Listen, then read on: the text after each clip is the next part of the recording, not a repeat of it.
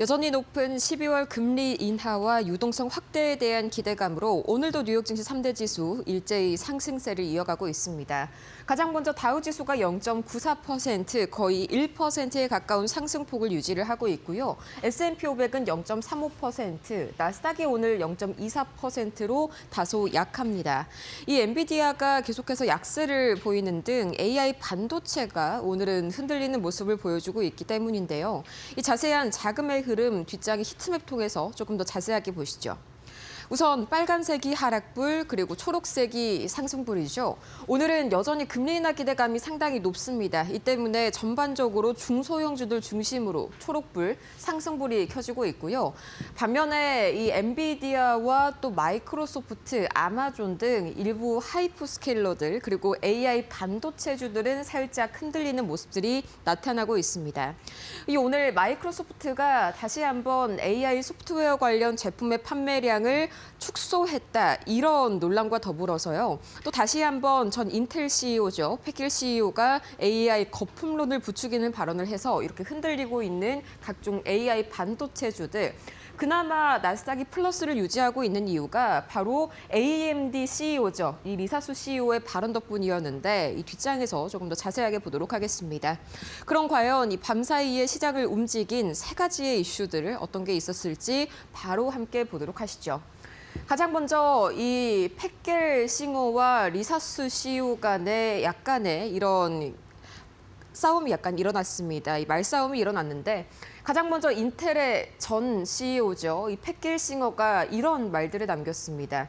AI 기업들의 현재 순환 출자 이 사건들을 굉장히 큰 목소리로 비판을 하면서 현재 자체 자금 조달이 실제 수요가 아니다. 공급업체의 자금을 지원받아서 만들어진 수요는 고객이 지갑을 여는 것과는 달리 허장에 불과한 수요다라면서 다시 한번 이 순환 출자 논란을 부추겼고요. 또 이 패켈싱어가 순환자금 출자를 하고 있다고 지적한 기업들은 다음과 같습니다. 마이크로소프트, 오픈 AI, 구글, 아마존, 엔트로픽. 사실상 오늘 명확한 호재거리가 있는 구글을 제외하면 전부 다 하락세를 보이고 있는 기업이죠. 다만 오늘 리사수 AMD CEO 덕분에 AMD만큼은 계속해서 가격을 방어하는 모습이 나왔는데요. 우선 UBS 테크 IT 컨퍼런스에서 마찬가지로 굉장히 다양한 이야기를 했습니다. 가장 시장에 이목을 끈 것은 데이터 센터의 비즈니스가 최근 몇 년 동안 50% 이상의 성장을 보여줬고 또 향후 60% 이상의 가속 성장이 이어질 것이라면서 시장에 긍정적인 기대감을 불어넣었습니다. 또 이 프로그램 유연성이 높은 GPU가 향후 5년간 시장의 다수를 차지할 것이다라고 밝혔는데 이 한 가지 기능에만 고정이 되어 있는 구글의 TPU, 주문 제작형 반도체, ASIC 반도체 등을 겨냥한 그런 발언이겠죠. 또 AMD는 단순 ASIC 제작뿐만이 아니라 이 세미 커스텀 방식, 그러니까 고객사의 IP와 이 생산자의 IP를 이어줄 수 있는데 특화되어 있다라면서 AMD 반도체가 특별한 이유를 추가적으로 설명했고요. 무엇보다 오픈 AI를 두둔하는 발언을 했습니다. 이 오픈 AI와의 파트너십 때문에 최근 들어서 AMD가 상당 부분 고전을 겪고 있었는데 이게 사실은 서로에게 윈윈 구조라면서 이 특정 고객들에게 현재 쏠림이 있다라기보다는 하이퍼스케일러들이 도입하는 AI를 들여오는 과정에서 일부 시차가 있기 때문에 특정 고객에게만 쏠림 현상이 발생하는 것으로 보이지 앞으로 궁극적으로는 모든 하이퍼스케일러들이 전부 다 AI를 큰 폭으로 도입할 것이다라고 밝혔습니다. 그럼 종전의 이슈로 돌아가서 이 매크로 관련 시장을 움직인 이슈들 보도록 하겠습니다. 이 이야기는 방금 제가 설명을 드렸었고요. 이 나스닥 중에서도 엔비디아와 오늘 AMD 간의 이 주가가 엇갈리는 이유를 설명을 드렸습니다. 이 두 가지 이야기는 오늘 시장 전반에 대한 이야기인데 가장 먼저 이 시장의 금리 인하 기대감이 여전히 지금 이 시각 페드워치 툴 기준으로 약 90%에 육박하고 있습니다. 밤사이에 고용 지표가 또 부진하게 나왔기 때문인데 이 11월 ADP 민간 고용이 플러스가 될 것이다라는 시장의 예상치와는 정반대로 전월 대비해서 3만 2천 명가량 감소한 것으로 나타났습니다. 이 AFP는 4만 명 증가, 또 이 블룸버그는 5천 명 증가, 로이터는 만 명 증가를 예상을 했었는데 완전히 반대가 되는 고용 쇼크 흐름이 나온 것이죠.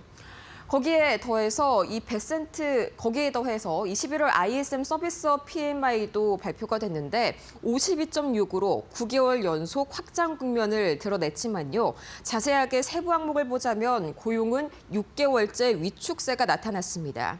이 때문에 12월 금리 인하에 대한 기대감이 89%, 여전히 90%에 가깝게 유지가 되고 있고요. 또 밤사이에 유동성을 높여줄 만한 베센트 재무장관의 이런 기대감을 높이는 발언도 이어졌습니다. 이 최근에 은행권 대출에 대한 규제가 너무 강력한 나머지 사모대출 시장이 활개를 치고 있다면서 규제 완화를 통해서 2조 달러가 넘는 은행권 대출 여력을 확보할 것이다라고 주장했습니다. 이 때문에 종전에 보신 히트맵에서 금융주들 일제히 초록불, 상승불을 켰고요. 또 여기에 더해서 인플레이션이 현재와 같이 단기적으로 일시적으로 발생하는 것은 진정한 인플레이션이라고 볼 수 없다라면서 이 베센트 재무장관 금리 인하를 부추기는 발언 역시 이어나갔습니다. 그렇다면 과연 이 추가적으로 특징주들 오늘 어떤 이슈를 몰고 왔을지 차근차근 보도록 하시죠. 가장 먼저 오늘 희비가 엇갈리고 있는 AI 반도체입니다. 엔비디아는 하락세를 보이고 있는데요.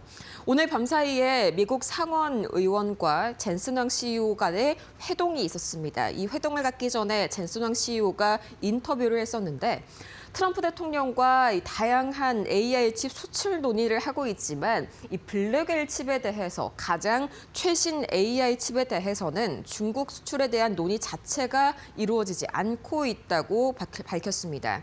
그러면서 상당히 미국의 현재 반도체 수출 통제가 중국의 기술 자립을 촉진시키고 있다면서 경고성 발언을 이어나가는데요. 이 때문에 전반적으로 오늘 AI 반도체가 흔들린 영향도 있었고요. 또 추가적으로 AMD 이 리사수 CEO 굉장히 여러 가지 발언을 이어나갔다라고 종전에 말씀을 드렸는데 또 한 가지 시장에서 주목을 받았던 발언이 바로 이것입니다. CPU와 GPU 또 FPGA, ASIC 반도체를 AMD가 총망라하는 포트폴리오를 가지고 있다라고 밝혔는데 여기에서 FPGA 이게 뭔지 좀 낯선 분들 계실 겁니다. 일명 레고형 반도체라고 생각을 하시면 되겠는데요. 이 CPU와 GPU가 공장에서 이미 기능이 정해져서 나오는 반면에 이 FPGA 반도체는 사용자가 구매 이후에도 직접 이 논리회로, 사고 회로를 직접적으로 커스터마이징해서 각자의 용도에 맞게 변경할 수 있는 장점을 가지고 있습니다. 그러니까 엔비디아의 GPU 그리고 구글의 TPU, ASIC 반도체의 장점을 모두 AMD는 가지고 있다. 이런 발언이었죠. 추가적으로 그 사이에서 오늘도 구글은 상승 흐름을 보였습니다. 이 제미나이 3 최근 들어서 굉장한 호평을 얻고 있는데 여기에 또 새로운 기능이 업데이트가 됐습니다. 이 팀의 워크플로우를 관리해주는 워크스페이스 스튜디오 그리고 한 해 동안 있었던 일들을 사진으로 요약해주는 포토 요약 기능이 새롭게 업데이트되면서 출시가 됐습니다. 이 때문에 오늘 구글 좋은 흐름 보였는데 각각 세 가지의 종가 흐름 바로 보도록 하겠습니다. 가장 먼저 엔비디아입니다. 오늘 1% 이상까지 낙폭을 확대하면서 이 거래를 마무리 지었고요. 오늘 AMD 주가 보도록 하겠습니다. AMD 주가입니다.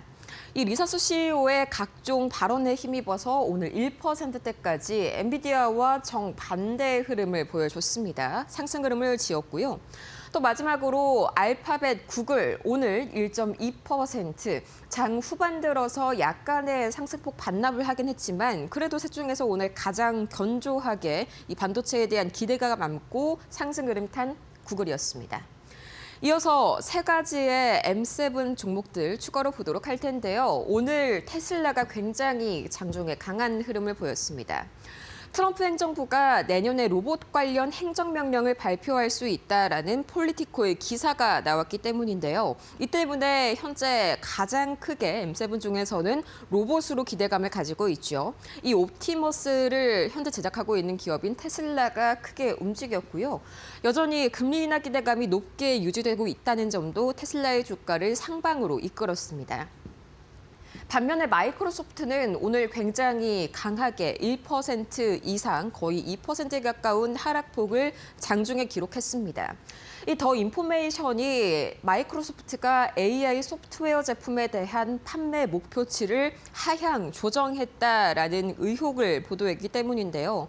이 이유에 대해서는 너무 높은 가격들에 비해서 이 기업들이 부담을 느끼고 있기 때문에 도입을 주저하고 있다. 이 때문에 그동안의 AI 수요가 과연 정당한 것인가, 실제로 AI 수요가 그만큼 높은 것이 맞는 것인가 하는 시장 전반의 의문이 드리워졌습니다.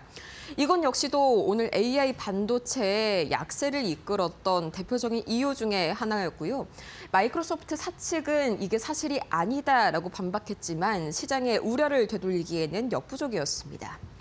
추가적으로 애플도 오늘 하락하는 움직임이 나타났는데 약보합권의 움직임을 보였습니다. 계속해서 인재 유출을 좀 막지 못하는 모습, 시장의 실망감을 더욱더 키웠습니다.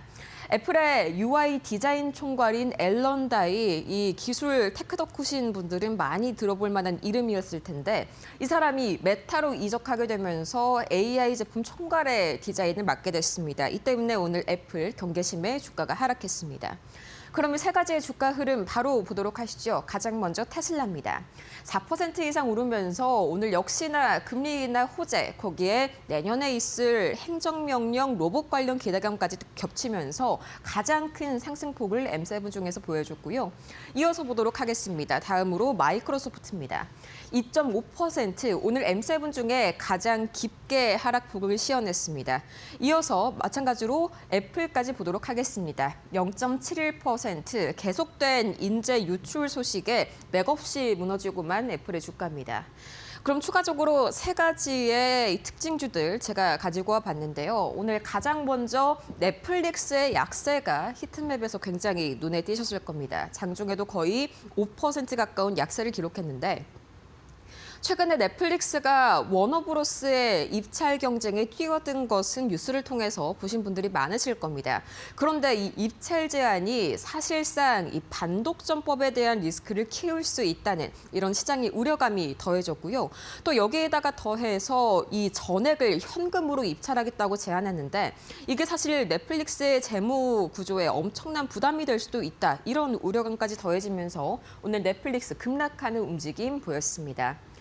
반대로 두 가지는 굉장히 큰 상승폭을 시현했는데요. 가장 먼저 온세미컨덕터, 이노사이언스와 함께 이 질화 갈륨 전력칩을 생산하는 MOU를 체결했다. 이 소식이 굉장히 플러스가 됐습니다. 2026년부터 본격적으로 이 새로운 프로토타입을 생산을 할 것이다. 이런 전망까지 가세가 됐고요. 또 마벨 테크놀로지 밤사이에 굉장한 호실적을 발표를 했습니다. 이 시장의 예상치를 넘어서는 EPS와 매출을 발표를 했고요.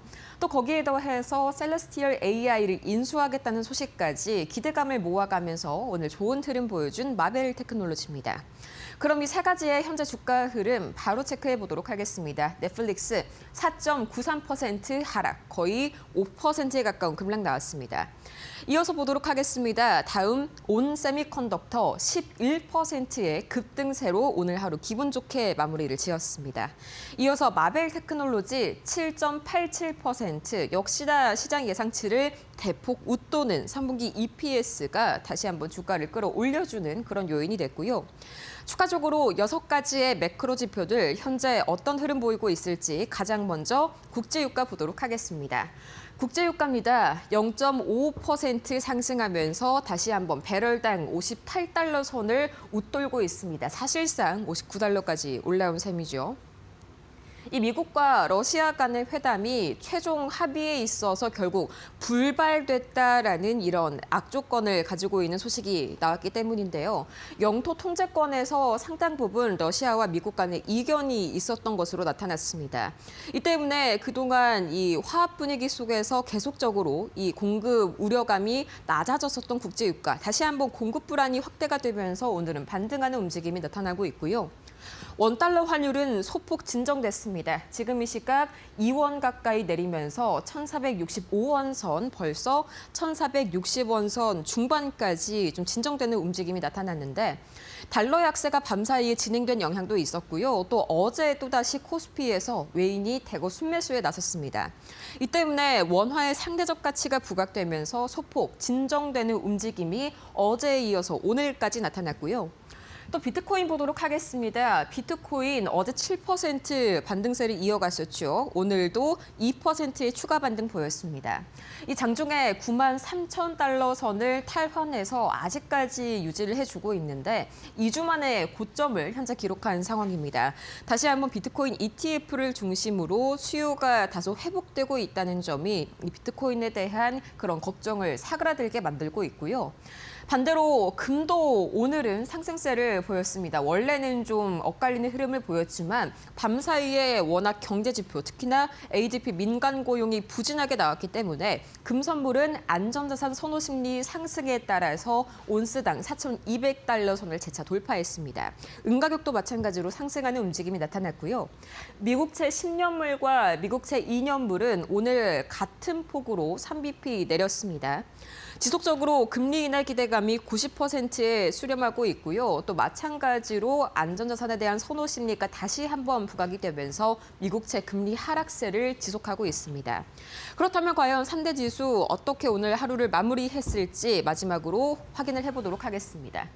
다우지수가 0.86% 가장 크게 상승하면서 마무리를 지었고요. 오늘 베센트 재무장관의 은행권 규제 완화 소식에 금융주들이 일제히 상승 흐름을 보였기 때문입니다. 중소형주들도 오늘 좋은 흐름을 보였었고요. 반면에 S&P 500은 0.3%, 나스닥은 그야말로 약보합권에 머물렀습니다. 이 마이크로소프트발 그리고 인텔의 전 CEO죠. 팻겔 싱어발 이 AI 반도체에 대한 의구심이 아무래도 리사수 CEO의 발언을 압도한 듯한 오늘 나스닥이었습니다. 지금까지 밤사이의 뉴욕 증시 마감 상황 보고 왔습니다.